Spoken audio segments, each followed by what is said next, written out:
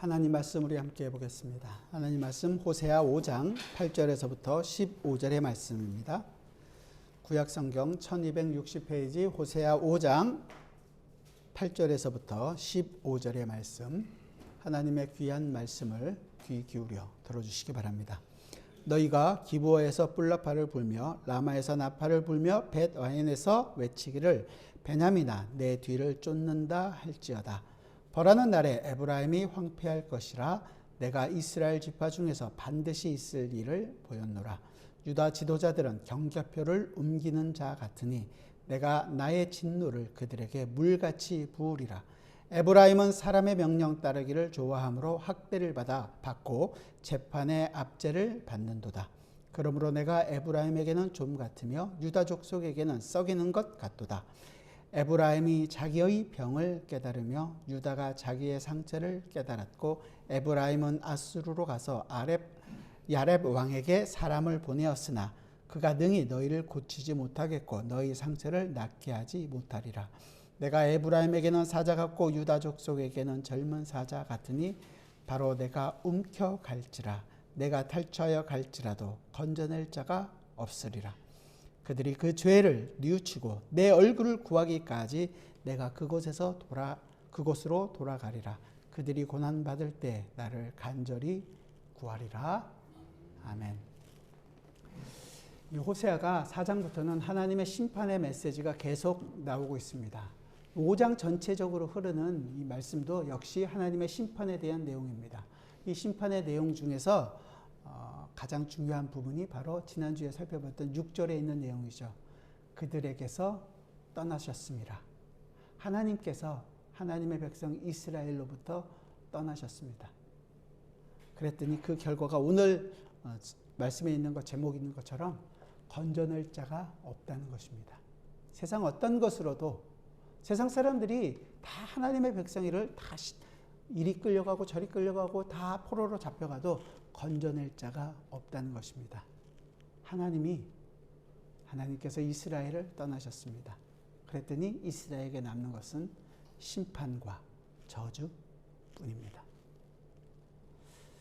이스라엘은 그래도 하나님께 제사를 지내는 일을 멈추지 않습니다. 왜냐하면 그저 그것이 자기들을 안전하게 해줄 것이라는 그 생각을 갖고 있기 때문이죠. 하나님이 이렇게 하면 우리에게 복 주신다는 그 말씀이 있다는 것을 아는 거죠. 그것이 가지고 있는 의미와 목적에 대해서는 생각하지 말고 행위만 남은 것이었습니다. 그건 하나님께 제사를 지내는 것이 아니라 우상을 섬기는 것과 조금도 다르지 않은 거죠. 하나님은 그래서 이스라엘을 떠나셨습니다. 이제 심판의 메시지가 계속적으로 나오게 됩니다. 우리 8절과 9절을 같이 한번 읽어볼까요? 8절 9절 같이 한번 읽어봅시다. 시작. 너희가 기브야에서 뿔라파를 불며 라마에서 나팔을 불며 벳아웬에게서 외치기를 베냐민아 내 뒤를 쫓는다 할지어다. 벌하는 날에 에브라임이 황폐할 것이라. 내가 이스라엘 지파 중에서 반드시 있을 일을 보였노라. 아멘. 제가 젊을 때 20대 중반, 아마 그렇게 80년대 후반 정도 되는 데 같은데요. 옷 만드시는 일을 하셨던 분도 계시니까 한국에서 굉장히 유명했던 옷 상표가 하나 있습니다. 안전지대라는. 그래서 그게 굉장히 유명했고 많은 젊은 사람들이 그 안전지대 옷을 입고 다니는 것을 좋아했습니다. 이 안전지대. 옷을 입는 것이 안전지대가 아니겠죠. 물론 안전지대를 꿈꾸죠. 우리 모두가. 자기가 가장 안전한 곳에서 살기를 소원합니다. 미국에서 생활했을 때 아틀란타에서 제가 있었잖아요. 그 아틀란타가 미국 내에서 가장 안전한 지역 중에 하나라고 얘기합니다. 어떠한 자연재해가 없었던, 태풍도 없고 어떤 토네이도도 없고 뭐 이렇고 굉장히 안전한 지대라고, 그래서 많은 사람들이 그것을 찾아서 오시는 분들도 계시다고 얘기해요. 한국에 계셨던 분들은 한국에서 여러 가지 뭐 경제적으로 어렵거나 아니면 뭐 전쟁의 위험이 있거나 그러면 한국 거를 정리해서 미국이나 다른 나라로 이민을 가시는 분들도 있습니다. 왜요? 왜 그럴까요? 안전한 곳을 찾아가는 것입니다. 다 안전한 곳을 찾는 거죠. 젊은 사람들이 좋은 직장, 대기업에 취업하려고 하는 목적이 뭘까요? 돈을 많이 버는 것도 물론 있겠지만 그것보다는 그 기업이 나를 끝까지 책임져 줄 거라는 것을 생각하기 때문에 안전하다는 거죠. 나의 직장이. 그래서 그런 곳으로 가게 됩니다. 하지만 IMF를 겪고 난 이후에는 조금 바뀌었던 것 같아요. 모든 직장이 언제든지 해고를 할 수 있는 위험이 있다는 것 때문에 안전한 직장이라는 것이 많지 않다는 것을 우리가 경험하게 됐습니다. 과연 우리 삶에 있어서 가장 안전한 곳이 어디일까요? 제가 왜 이 얘기를 드리는 거냐면 오늘 같이 읽었던 이 8절에서 나오는 기브와 라마, 벳아웬, 이 베델이라는 이 곳이 이스라엘에서는 가장 안전한 곳이었습니다. 왜냐하면 전쟁이 있으면 북쪽에서 아수르가 쳐들어오든지 남쪽에서 이 애굽이 쳐들어오든지 이런 일들이 있었기 때문에 주로 북쪽과 남쪽에서 전쟁이 일어나지, 이 지역은 지금 중간에 있는 베냐민 지파에 속해 있는 땅이기 때문에 이스라엘과 북이스라엘과 남쪽 유다가 경계 지역에 있었던 곳이에요. 물론 남쪽 지역 베냐민 지파에 속했던 땅이었기 때문에 남쪽 지역에 있는 것이지만 그 지역은 비교적 안전한 지역에 속해 있었던 땅입니다. 그래서 그런 곳에서 지금 뿔나팔을 분다, 나팔을 분다, 큰 소리로 외친다, 이런 내용들은 무슨 큰 일이 일어났다는 거거든요. 그 큰 일이라는 것은 주로 뿔나팔을 분다는 것은 전쟁이 일어났다는 것을 알릴 때 나팔을 부는 그런 일들이 있기 때문에 전쟁이 일어났다는 것입니다. 그런데 전쟁이 일어날 확률이 적은 곳에서 전쟁이 일어났다는 거예요. 우리도 가장 안전한 곳을 찾아간다고 했지만 사건, 사고는 어디서나 끊이지를 않습니다. 다른 모든 사람에게 일어나는 일은 그냥 넘어갈 수 있지만 나에게 일어나는 일은 결코 안전한 일이 아닌 것이죠. 사실 이 세상에는 안전한 곳이 딱히 없습니다. 우리가 살아가고 있는 모든 곳이 다 불안한 곳입니다. 그러나 딱 한 군데 가장 안전한 곳이라고 얘기하는 곳이 있다면 바로 하나님의 말씀이 선포되고 하나님의 말씀 안에서 살아가려고 하는 이 공동체, 하나님의 이 교회 공동체 아니겠죠. 여기서 사건, 사고가 일어나지 않는다는 것이 아니라 이 하나님의 말씀 위에 있을 때만이 가장 안전하다는 것을 말씀을 드리는 것입니다. 이스라엘 백성들에게 있어서 가장 어리석은 점이 무엇이냐면 하나님께서는 이 이스라엘, 가나안을 가장 안전한 지대로 이스라엘에게 허락해 주셨어요. 그 땅이 어떤 적과 꿀이 흐르는 땅이라는 것이 아니라 하나님께서 주셨기 때문에 그 지역이 안전하다는 것입니다. 그러나 그들은 그 하나님의 안전을 자기 눈에 좋은 대로 세상이 주는 안전으로 바꿔버렸습니다. 그들이 가지고 있는 철병거, 그거 가지고 있으면 우리가 튼튼할 것 같으니까 그들을 다 없애지 않았습니다. 그 가나안 족속들이 섬기고 있던 많은 우상들, 그 우상을 우리도 함께 섬기면 우리에게도 복을 받을 것 같으니까 그 우상들, 가나안 족속들을 다 멸하지 않았습니다. 자기가 원하는 대로 그것들을 그대로 남겨두었습니다. 세상의 안전이 똑같이 자기들을 지켜줄 것이라고 생각했던 것입니다. 하지만 그 모든 것들은 그것으로 말미암아 그들은 이스라엘은 발목이 잡혔고 더 불안하게 됐고 그들은 하나님으로부터 주는 하나님이 주시는 안전이 아닌 자기가 지키려고 하는 안전을 찾아갔을 때 그들은 굉장히 어려움에 봉착하게 되었던 것입니다. 그 이스라엘 나라가 이제 어떻게 될 것인지에 대해서 얘기하는 것이 8절이에요. 너희가 기브아에서 뿔나팔을 불며 라마에서 나팔을 불며 벳아웬에서 외치기를 베냐민아 내 뒤를 쫓는다 할지어다. 이 말씀드린 것처럼 기브아, 라마, 벳아웬이라는 곳은 가장 안전한 곳이거든요. 안전지대였어요. 그런 안전지대에 속한 땅이 전쟁이 일어나고 있는 그런 내용입니다. 그런데 오늘 본문에서 호세아가 부르짖고 있는 내용이 뭐냐면 너희가 가장 안전하다고 생각했던 여기까지도 이제 전쟁 나팔 소리가 울려 퍼진다는 것을 이야기해 주고 있는 것입니다. 안전한 곳이 없어졌다는 거죠. 이게 뭐냐면 결국은 이스라엘 사람들이 가장 안전하다고 생각하는 바로 그곳에 그들로 하여금 우리도 그렇잖아요. 가장 안전한 곳에 뭐 해놓아요? 별장도 짓고 우리가 편안하게 쉴 곳도 만들고 거기서 노후를 살겠다 우리 스스로 준비를 해나갑니다. 그러나 거기서 전쟁이 일어나면 모든 것이 다 끝나버린다는 것이죠. 그래서 이 말을 다시 얘기한다면 하나님의 말씀에 순종하지 않는 그 이스라엘 백성에게는 결코 안전하다고 얘기하는 곳은 아무것도 없다라는 것입니다. 그래서 이후에 북이스라엘도 결국은 아수르에게 망하게 되고 남쪽 유다도요. 바벨론에게 포로로 다 잡혀가게 되는 것입니다. 바로 이 경고의 나팔을 지금 이야기하고 주고 있는 거죠. 그래서 이 전쟁이 일어나고 있는, 지금 이렇게 되고 있는 성격이 어떤 거냐면, 하나님께서 이 벌하시는 날에 에브라임이 황폐할 것이다. 내가 이스라엘 지파 중에서 반드시 있을 일을 보였노라. 반드시 일어나는 일들이 너희가 심판으로 말미암아 전쟁으로 말미암아 다 없어지게 될 것이다라는 것이죠. 이스라엘 전체가 다 하나님께로부터 벌을 받는 날이라는 거예요. 왜요? 그들은 자기들이 좋아하는 하나님을 섬겼기 때문에, 하나님이라는 이름을 붙이고 있지만 우상을 섬기고 있었기 때문에 하나님으로부터 심판을 받는 것입니다. 우리 사회에서도 뭔가 일을, 공무원인 어떤 사람들이 일을 잘못하면 어떻게 돼요? 문책을 받게 되잖아요. 문책을 받아서 그 자리에서 쫓겨나는 경우들이 대부분입니다. 그렇다면 이스라엘에게 있어서 하나님의 뜻대로 행하지 않고 있는 이 이스라엘에 대해서도 하나님께서 줄 수 있는 것은 그들을 다 쫓아내버리는 것입니다. 그 자리에 있지 못하게 하는 것입니다. 하나님께서 안전하다고 얘기했던 그 가나안에서부터 그들을 다 흩어버리시는 것이죠. 우리도 이 세상에 살면서 우리의 힘으로 뭔가를 만들고 그것이 나를 지켜줄 거라고 생각하고 살 때가 많습니다. 하나님이 주신 것이 아니라 내 힘으로, 내 뜻대로 만들어 놓는 거죠. 가장 중요한 것, 가장 우리를 지켜줄 거라고 생각했던 것이 뭐죠? 돈이죠, 돈. 돈만 있으면 모든 것이 해결할 것처럼 생각을 합니다. 내 문제를 해결해 달라고, 내 문제를 해결해 줄 수 있는 신을 찾습니다. 그것이 하나님이 됐든 예수님이 됐든 그것이 뭐 부처가 됐든 뭐든지 내 문제를 해결해 줄 수 있는 그것을 우리는 찾아갑니다. 하지만 그 모든 것들은 나를 위한 신이지, 우리가 하나님이 무엇인지에 대해서, 하나님이 누구신지를 알게 하는 것은 아니라는 것입니다.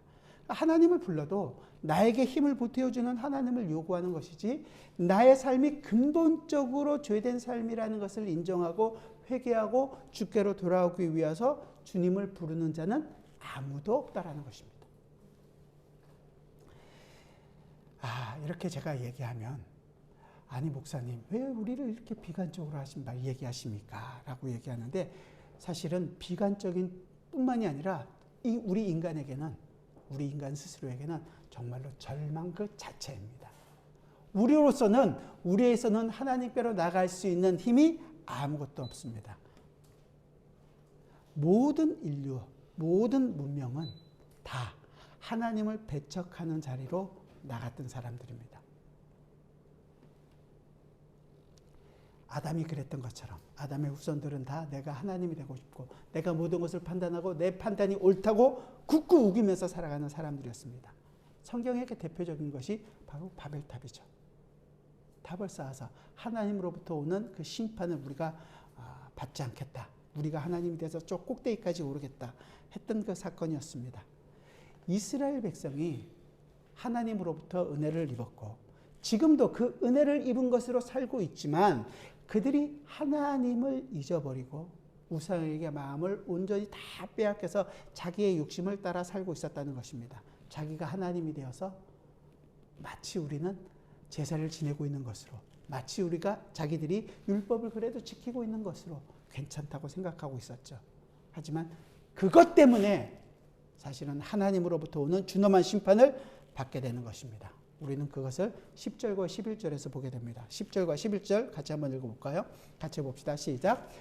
유다 지도자들은 경계표를 옮기는 자 같으니 내가 나의 진노를 그들에게 물같이 부으리라. 에브라임은 사람의 명령 따르기를 좋아하므로 학대를 받고 재판의 압제를 받는도다. 아멘. 유다의 죄가 뭐라 그래요? 경계표를 옮기는 거라 그러죠.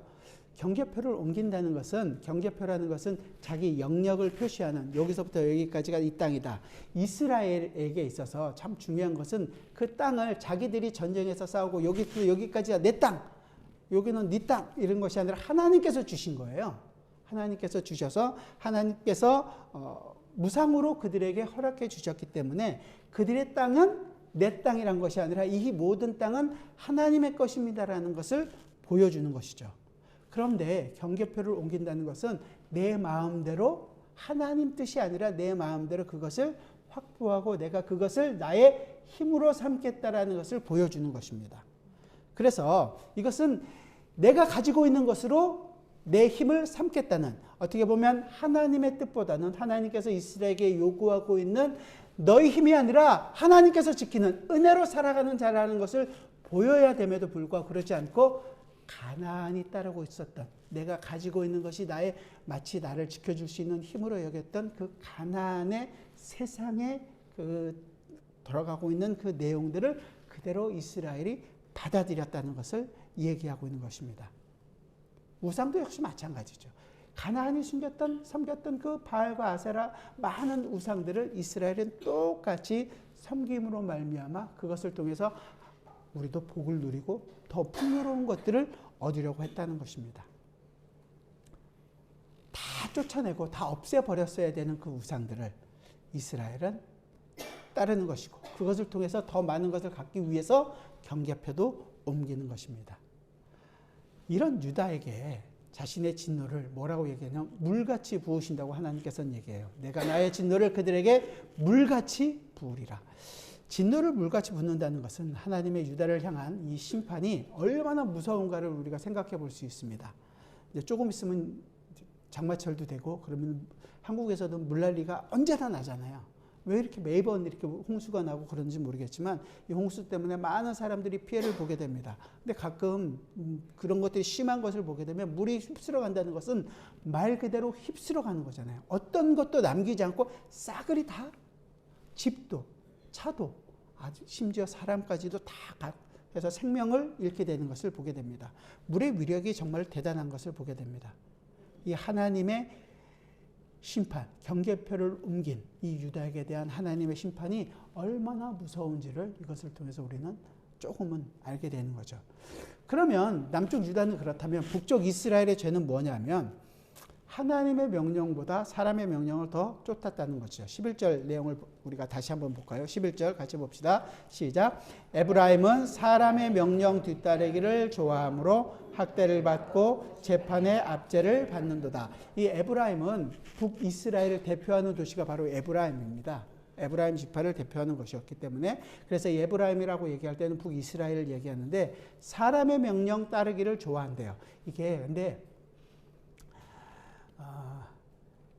좀 어려워요. 왜냐하면 해석 자체가 여러 가지 영어 성경하고 지금 한글 성경하고 조금 두 가지가 다르게 나와 있습니다. 왜냐하면 히브리어 단어 자체가 짜브라는 이 단어를 발음은 같은데 다른 단어로 썼던 우상이라는 단어로 주로 영어 성경들은 많이 번역을 했습니다. 그런데 한글 성경은 영어 성경을 따라간 것이 아니라 더러운 것 뭐 이런 것들로 번역을 했거든요. 하지만 한글 성경은 원래 원어가 갖고 있었던 사브라는 이 명령, 이 단어를 그대로 쓴 거예요. 그런데 명령으로만 쓰면 하나님의 명령인지 사람의 명령인지 모르니까 의역을 살짝 넣은 거예요. 명령이다. 어떤 명령이냐? 사람의 명령이다. 이렇게 해서 약간 의역을 해서 사람이라는 말을 넣어서 사람의 명령을 따른다라고 의역을 해 놓은 것입니다. 그래서 어떻게 보면 제가 생각할 때도 약간 의역은 했지만 좀 정확하게 의도를 잘 전달하기 위한 번역이 아니었나 싶습니다. 어쨌든 이스라엘 백성들은 하나님의 말씀을 따르지 않고 오히려 사람의 명령, 특별히 가나안 족속들이 섬겼던 우상들, 세상이 좋아하는 것들을 그대로 받아들이고 자기도 그 명령대로 따라갔다는 것입니다. 자기 자신을 지키는 데 있어서 하나님의 방법이 아니라 세상의 방법을 택했다는 것입니다. 성도에게 있어서 우리가 성도가 살아가는 데 있어서 하나님의 법을 우리가 과연 잘 따라갈 수 있을까? 여러분들은 하나님의 명령대로 살아갈 수 있는 능력이 있으십니까? 하나님의 법 다 지킬 수 있나요? 지킬 수 없다는 거 너무도 잘 압니다. 그런데 왜 우리에게 주셨을까요? 항상 그 고민 아닌가요? 우리에게 왜 율법을 줘서 이 고생하게 하는가? 율법이 우리에게 왔을 때 우리로서 우리가 얼마나 죄인인지를 먼저 깨닫게 됩니다. 율법이 없이는 그 죄가 죄되지 않잖아요. 그러니까 그 법이 있음으로 말미암아 우리가 죄인이구나라는 것을 알게 합니다. 그렇다면 그것으로 끝나느냐? 그렇지 않죠. 우리가 죄인이기 때문에, 그리고 우리가 그 율법을 온전히 지킬 수 없다라는 것을 알기 때문에 온전히 지키신 분이 필요하다는 것을 고백하게 됩니다. 그 일을 누가 이루셨어요? 예수 그리스도께서 그 일을, 율법에 온전히 순종한 삶을 사셨습니다. 그래서 고린도서에서 얘기하는 거예요. 율법 아래에 오셨다, 예수님께서. 율법 아래에 오셔서, 갈라디아서나 고린도서에서 얘기하는 것은 예수님께서 율법 아래에 오셔서 율법의 모든 요구들을 온전히 다 지키시고 순종하셨다라는 거죠. 그렇게 다 순종하셨으니까 이제 다 끝났느냐? 그래서 이제 그 지키신 것이 성도에게 그대로 똑같이 적용이 되는 것입니다. 그렇다면 이제 우리는 그것을 지켜서 하나님께 가는 것이 아니라 그 지키는 것을 통해서 예수님 안에서 이루어진 일들이 내 속에서 지금 이루어지고 있다는 것을 아는 것이고, 죄와 싸우고 믿음으로 살려는 그 과정들 속에서 내가 하나님의 백성이라는 것을 우리 스스로 알아가는 것입니다. 이것을 사랑으로, 정말로 내가 기쁜 마음으로 이것을 하기를 훨씬 좋아하는 것입니다. 예를 든다면 이런 거예요. 여러분들이 주일날 왜 오십니까? 집에서 편안하게 쉬는 것이 훨씬 더 좋죠. 안 그러신 분들도 계시겠지만, 집보다는 나오는 게 편하다, 뭐 이렇게 생각하시는 분이 혹시 있을지 모르지만, 제가 알기로도 그냥 편안하게 집에서 쉬는 게 좋습니다. 그런데 왜? 하나님의 말씀을 사모하고 하나님의 그 부르심에 참여하는 것이 기쁘기 때문입니다. 자발적으로 나오시는 거예요. 그게 기쁜 마음으로 하나님의 법을 지켜나가는 것입니다. 이것뿐인가요? 여러분들이 여러분들의 손과 발이 힘들어지는 것을 알면서 봉사를 하거나 다른 사람을 위해서 기도를 하거나 마음을 쓰는 일을 왜 하시는 것입니까? 그것을 통해서 내가 하나님께 상급을 좀 더 받기 위해서, 개털모자 아닌 면류관을 받기 위해서 그 일을 하십니까? 그런 것이 아니라 사실은 기쁜 마음으로 그 일을 통해서 내가 그리스도 안에 있다라는 것을 아는 것이고, 하나님의 말씀이 내 속에서 지금 역사하고 있다는 것을 내가 그 일을 통해서 경험하게 되는 것입니다. 그렇다면 그 일이 얼마나 소중하고 감사한지를 아는 거죠. 그것이 율법이 이제 우리 속에서 역사하고 있는 것입니다. 세상의 방법이 아니라 하나님의 법을 지키는 것을 더 기쁘고 감사한 일로 생각하는 것이요. 그 일을 하는 것이 마땅한 것이 성도였고, 그것을 보이는 것이 이스라엘이었는데 그들은 그것을 포기한 것입니다. 오히려 사람의 명령 따르는 것을 더 좋아했던 것입니다. 그들이 왜 하나님 말씀보다 이 사람의 명령 쫓기를 좋아했을까요? 하나님의 말씀보다 사람의 가르침을, 명령을 따르는 것이 훨씬 더 매력적이고 그것이 자기에게 도움이 될 것 같고 많은 사람들이 가고 있고 그것이 더 합리적이라는 생각이 들었기 때문입니다. 이 사람의 명령, 세상의 방법이 아니라 하나님 명령, 하나님의 말씀대로 살면, 아니 너만 잘나나, 너만 깨끗한 척하냐, 사람들에게 손가락질을 받죠. 독선적이거나 아니면 아니 그게 말이 돼? 어떻게 그렇게 살아? 다 없어지는데, 비현실적이라고 이런 얘기들을 듣게 됩니다. 마치 하나님 말씀대로 살면 우리가 한순간도 살지 못할 것처럼 생각이 되는 경우들이 많이 있어요. 어떤 비전도 없어 보이고 다른 사람들에게 손가락질을 당하게 되고 마치 오늘 하루만 살고 없어질 것처럼 그런 생각들이 들 때가 있습니다. 희망이 없어 보이고 삶의 비전도 없어 보입니다. 사람은 그래도 꿈을 먹고 살고, 그런 꿈을 하나님의 말씀은 허무하다고 얘기하기 때문에 반대로 오히려 너는 그 꿈이 아니라 뭐라 그래요? 오직 하나님만을 바라보고 하나님께서 주시는 그 내용으로 살라고 얘기하는 것이기 때문에 세상과는 너무도 다르다는 거예요. 마치 깝깝하고 외골수적이고 감옥에 갇혀 있는 것 같은 그런 경험을 하게 된다는 것을 보게 됩니다. 그래서 하나님의 길이 아니라, 하나님의 말씀을 따르는 것이 아니라 세상의 방법들, 우상을 섬기는 것, 바알과 아세라를 따르는 것, 이것을 따라가는 것입니다. 이스라엘의 역사에 있어서도 이스라엘에 많은 왕들이 있는데 그 왕들에게 성경은 딱 공통적으로 얘기하고 있는 단어가 하나 있습니다. 악한 여로보암의 길을 따랐더라. 계속해서 나와요. 제가 한 곳만 읽어드릴게요. 열왕기상 16절인데요. 16장 2절인데요. 내가 너를 티끌에서 들어 내 백성 이스라엘 위에 주권자가 되게 하였거늘 내가 여로보암의 길로 행하며 내 백성 이스라엘에게 범죄하게 하여 그들이 죄로 나로 노엽게 하였은즉, 여로보암이 했던 그 죄의 길로 네가 지금 행하고 있다는 것입니다. 왕들 곳곳에 여로보암의 길을 따라갔다. 잘못된 길을 따랐다. 하나님의 말씀을 버리고 세상의 방식으로 너희가 잘 되려고 하였다. 그것이 너에게 큰 죄가 된다. 라고 지금 성경은 이야기해 주고 있는 것입니다. 하나님의 말씀을 떠난 백성이 과연 안전할 수 있을까요? 이 세상에는 안전한 것이 없게 됩니다. 그들의 방법, 수만 가지, 수천 가지 방법들을 동원하지만 그들을 안전하게 지켜주지 못합니다. 가장 안전한 곳으로 피했다고 생각하지만 오히려 사자의 입속으로 들어가는 거죠. 세상의 방법으로 갔을 때 그들은 결국 아수르에게 다 그냥 흩어져 버리게 되었고 바벨론의 포로로 잡혀가게 되어버린 것입니다. 아까 말씀드린 것처럼 우리에게 있어서 가장 안전한 곳은 이 하나님의 말씀입니다. 그 말씀 안에서 우리 자신이 발견되고 그 말씀 안으로 우리 자신의 모든 것들이 들어가야 되고 내가 얼마나 죄인인지를 뼈저리게 알고 그리고 그 죄로부터 건져내기 위하여 예수 그리스도가 필요하다는 것을 여러분들이 경험하고 예수 그리스도께서 이 모든 일을 이루신 이후에 나에게 주어지고 있는 이 하나님의 말씀은 그 말씀을 지키면 지킬수록 그 말씀대로 살면 살수록 나에게 있어서는 하늘의 영광과 기쁨을 누리고 살아나는 것을 알게 되는 것입니다. 그래서 우리가 살아가는 것이에요. 그게 가장 안전한 하나님의 말씀 안이라는 것입니다.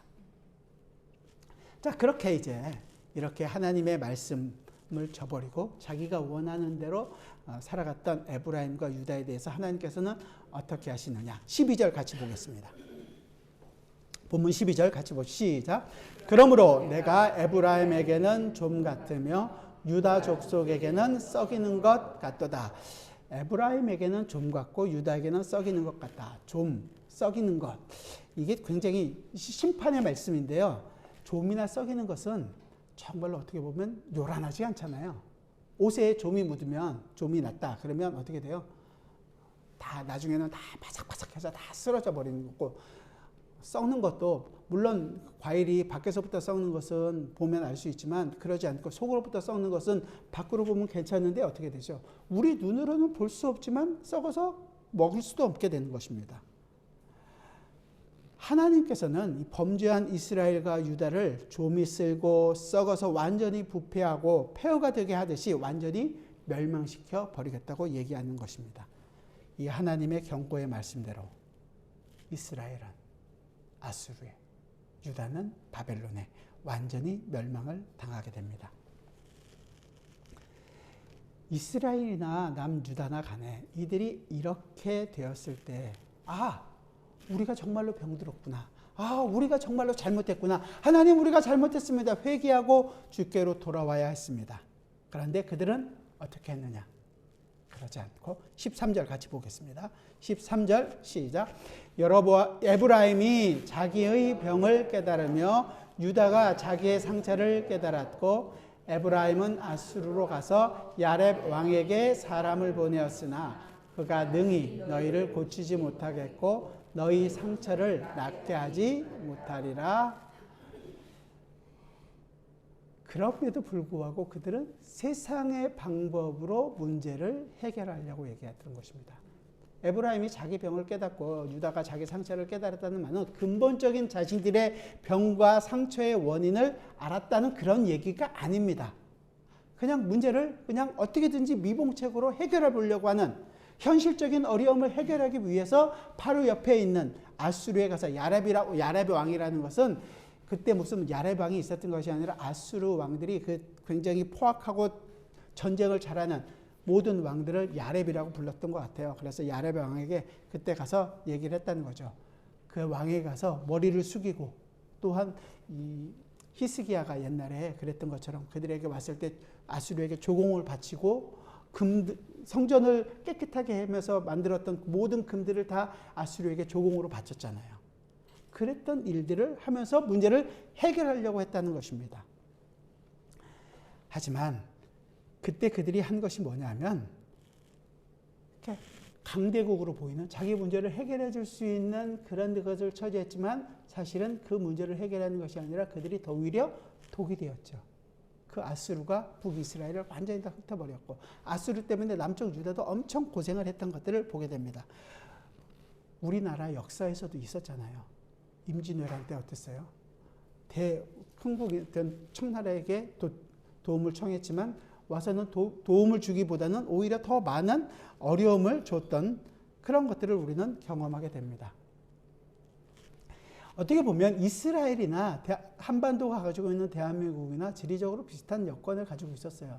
위아래로 남북으로 뭐 북쪽에는 아수르, 바벨론, 남쪽에는 애굽, 큰 나라들 속에서 외교를 하고 자기네를 강관하게 하기 위하여 여러 가지 외교적인 수단을 써야 함에도 불구하고 그 쓰는 것이 자기들을 안전하게 지키는 것이 목적이 아니라 이 일들을 통해서 하나님이 그들에게 원하시는 것이 무엇인지를 알아가야 했음에도 불구하고 그것을 세상적인 방법으로 해결하려고 했다는 것이죠. 눈치를 보고 외교적인 것으로 해결하려고 했다는 거예요.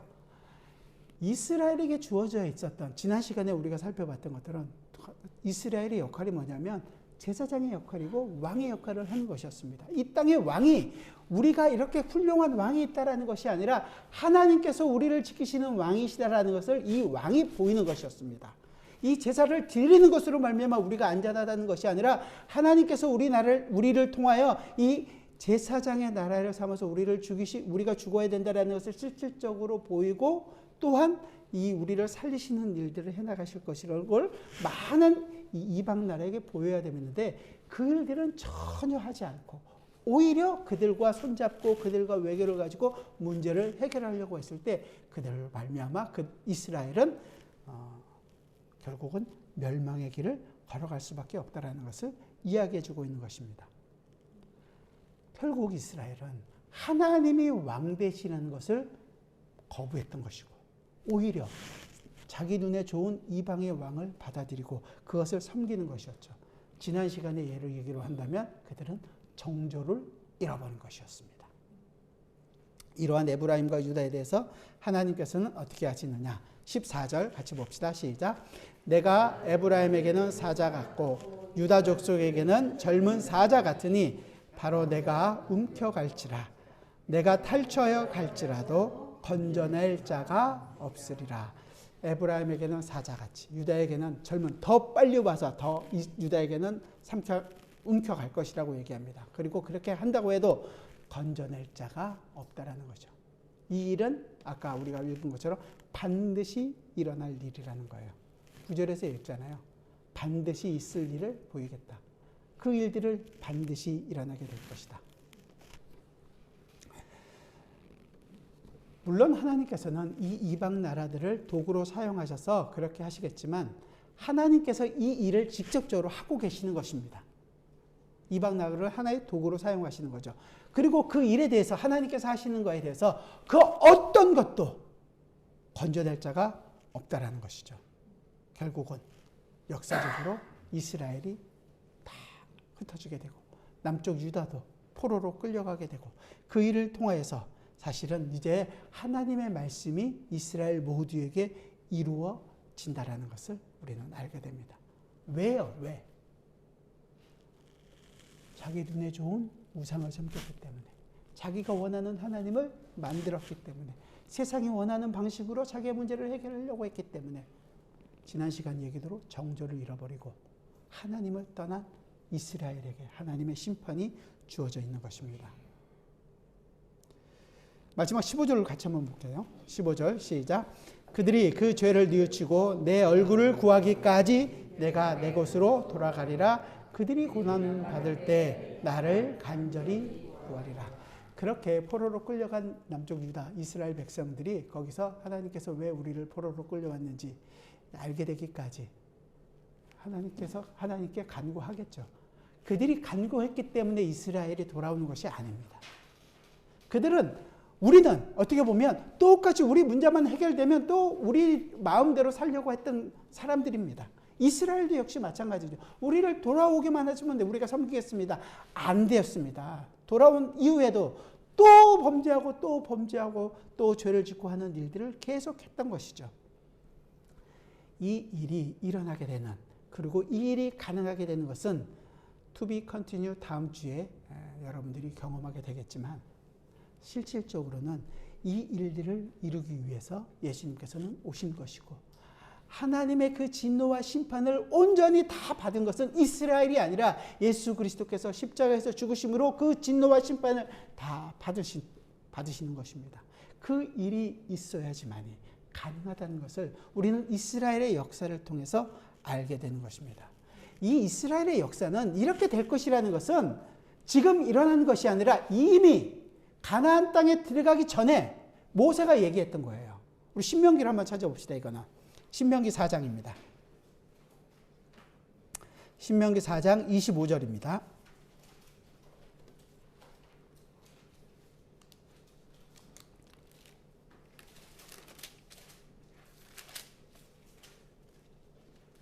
구약성경 268페이지, 267페이지 정도 됐는데요. 신명기 4장 25절부터 31절까지 같이 한번 천천히 읽어봅시다. 시작.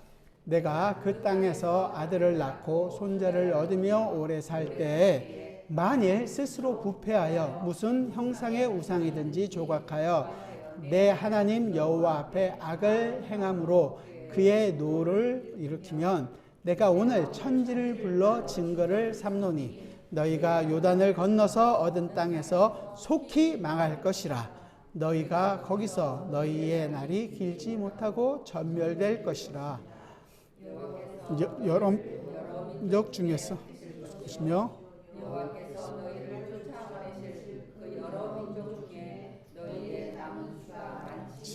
것이며 너희는 거기서 사람의 손으로 만든 바 보지도 못하며 듣지도 못하며 먹지도 못하며 냄새도 맡지 못하는 목속의 신들을 섬기리라.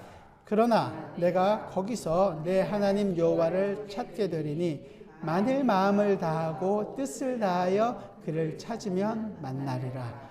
이 모든 일이 내게 임하여 환난을 당하다가 끝날에 내가 내 하나님 여호와께로 돌아와서 그의 말씀을 청종하리니 내 하나님 여호와는 자비하신 하나님이시니라. 그가 너를 버리지 아니하시며 너를 멸하지 아니하시며 내 조상들에게 맹세하신 언약을 잊지 아니하시리라. 아멘. 이스라엘이나 북이스라엘이나 남유다 간에 다 망하게 됐죠. 하나님을 알지 못하고 자기들이 좋아하던 우상을 섬기고 쫓아갔다가 오히려 그러한 것들이 그들의 발목을 잡고 심판의 올무가 되어버렸습니다. 그래서 그들이 좋아하고 의지했던 것들에 의해서 많은 고난을 당하고 다 끌려가고 난 후에 그제서야 주께로 돌아가자고 하는 일이 나오게 되는 거예요. 돌아가자. 그 마음을 어떻게 얻었을까요? 다음 주에 우리가 좀 더 깊숙하게 살펴보겠지만 우리는 이 일들을 통해서 이스라엘이나 유다를 보면서 우리가 과연 하나님께 갈 수 있는, 하나님을 섬길 수 있는 마음이 우리에게 있나? 하나님의 말씀보다, 아니 오히려 사람의 명령을 따라가는 것을 더 좋아하고 그 명령을 따라갔을 때 얻을 수 있는 것들에 훨씬 더 현혹되어 있는 우리의 모습들을 고백하지 않을 수 없습니다. 그렇다면 이스라엘이 그랬던 것처럼 우리도 다 심판받아 마땅한 사람들이었습니다. 그렇다면 지금 이야기하고 있는 것처럼 우리도 지금 회개를 해야 되는 거죠. 주님, 우리가 잘못했습니다. 우리 힘으로는 도저히 안 된다는 건 알겠습니다. 그걸로 끝나는 것이 아니라 우리에게는 예수 그리스도가 필요합니다. 예수 그리스도를 보내주옵소서가 아니라 이제 그렇잖아요. 예수 그리스도께서 오셔서 이 일을 이루셨다는 것을 우리에게 알겠습니다. 그리스도께서 이루신 일이 어떤 것인지를 우리로 알게 하여 주옵소서. 또한 그리스도로 말미암아 우리에게 주어져 있는 이 모든 죄가 용서됐다라는 내용이 뭔지 우리가 더 깊이 알고 돌이키게 하여 주옵소서. 그 그리스도로 말미암아 나에게 주신 그 모든 일들이 이제는 내 속에서도 이루어지고 있다는 것을 경험하기를 원합니다. 내 뜻대로 아니라 아버지의 뜻이 내 인생 속에서 이루어지고 있는 그 모든 내용을 우리로 경험하게 하여 주옵소서. 알게 하여 주옵소서. 그 인생 속에서 내가 지금 있다라는 것을 놓치지 않게 하여 주옵소서. 이게 성도의 기쁨입니다. 그것이 어떤 사람에게는 육신의 즐거가 될 수도 있고요. 어떤 사람에게는 경제적인 어려움이 될 수도 있고요. 그것 때문에 하나님께서 허락해 주시는 매 순간이 우리가 지난 시간에 배웠던 바로 그 오늘이 하나님의 때이고 하나님의 구원의 날이고 하나님으로부터 받는 그 영광의 기쁨이라는 것을 매 순간 알아가는 하나님의 손길이라는 것입니다. 그것을 알기 위해 우리가 함께 모여 있는 것이고, 그것을 알기 위해 이스라엘의 역사에서 실패했던 이스라엘의 역사가 아니라 하나님께서 이루어 가시는 그 참 이스라엘의 역사가 우리 인생 속에서 이루어지고 있음을 경험하는 것입니다. 그것을 여러분들이 누리기를 원하는 것입니다. 성령 하나님께서 정말로 여러분들의 마음속을 감격, 은혜를 알게 하여 주셔서 이 세상의 지혜를 따르는 것이 아니라 하나님께서 주시는 지혜를 알고 예수 그리스도를 구하고 예수 그리스도로 만족하고 예수 그리스도로 말미암아 회개하고 예수 그리스도로 말미암아 다시 한 번 더 일어날 수 있는 이 믿음의 자리가 되어주시기를 주님의 이름으로 부탁드립니다. 기도하겠습니다. 오 사랑하는 주님, 우리가 이스라엘과 조금도 다르지 않습니다. 우리는 사람의 명령을 내 마음에 좋은 대로 행하기를 더 좋아했고, 그렇게 해서 내 열심으로 내 성을 쌓고 내가 안전함을 추구하고 살아갔던 사람임을 고백합니다.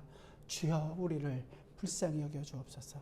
그것으로는 안전하지 않다라는 것을 주님 우리로 하여 깨닫게 하여 주시고, 우리의 힘으로 될 수 없다라는 것을 아시기에 예수 그리스도를 보내주셨고, 그리스도께서 우리를 대신하여 십자가에 죽으셨고 고난당하셨고, 그러나 3일 만에 부활하셔서 우리에게 영원한 생명을 허락하셨다는 그 모든 내용을 주님 우리로 알아감으로 정말로 우리가 참 기쁘고 평안한 삶을 살아가는 존재라는 것을 더 깊이 알게 하여 주옵소서.